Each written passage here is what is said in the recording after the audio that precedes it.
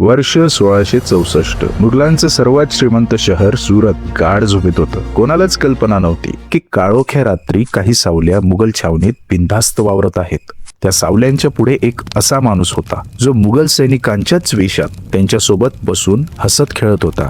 तो शत्रूच्या कोठारांची मोजणी करत होता, पळण्याचे रस्ते टिपत होता. त्याने दिलेला एक इशारा आणि पुढच्या काही तासात छत्रपती शिवाजी महाराजांनी सुरतेवर छापा टाकला. तो अदृश्य योद्धा म्हणजेच बहिर्जी नाईक.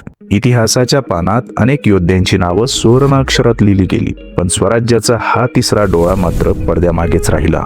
रामोशांचा हा मुलगा दिसायला साधा पण बुद्धीने अचाट, वाऱ्याच्या दिशेवरून शत्रूचा अंदाज घेणारा आणि पशुपक्ष्यांच्या आवाजात संवाद साधणारा हा अवलिया जेव्हा महाराजांना भेटला तेव्हा स्वराज्याच्या गुप्तहेर खात्याचा जन्म झाला.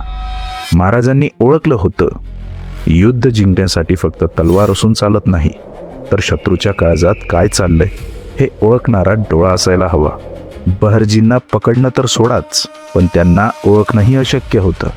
एका दिवसात ते 10 वेगवेगळे अवतार घेऊ शकत होते. कधी ते वासुदेव बनून गल्लीत नाचायचे आणि गुपचूप माहिती काढायचे, तर कधी फकीर बनून मुघल सुभेदाराच्या महालात शिरून नकाशा चोरून आणायचे.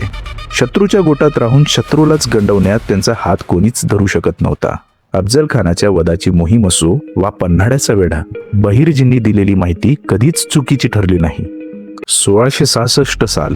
आग्रा किल्ला. महाराज आणि शंभूराजे औरंगजेबाच्या कैदेत होते.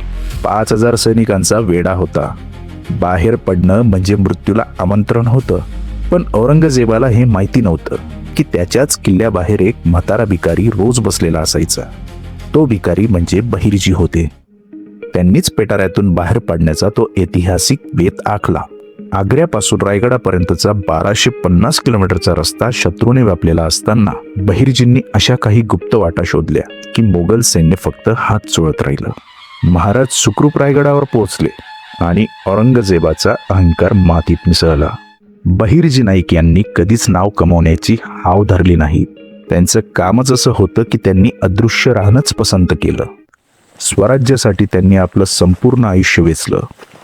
हजारो किलोमीटरची पायपीट केली आणि शत्रूच्या जबड्यात हात घालून माहिती बाहेर काढली. आज आपण जेवढे गडकिल्ले पाहतो तेव्हा लक्षात ठेवा, तिथल्या प्रत्येक दगडाला बहिर्जींच्या पावलांची ओळख आहे. आजच्या आधुनिक काळातही जगातील सर्वात मोठ्या गुप्तहेर संघटना बहिर्जींच्या युक्तीचा अभ्यास करतात. स्वराज्याचा हा तिसरा डोळा आजही आपल्याला एकच गोष्ट सांगतोय, सावध रहा आणि आपल्या इतिहासाचा अभिमान बाळगा. जय शिवराय, जय महाराष्ट्र.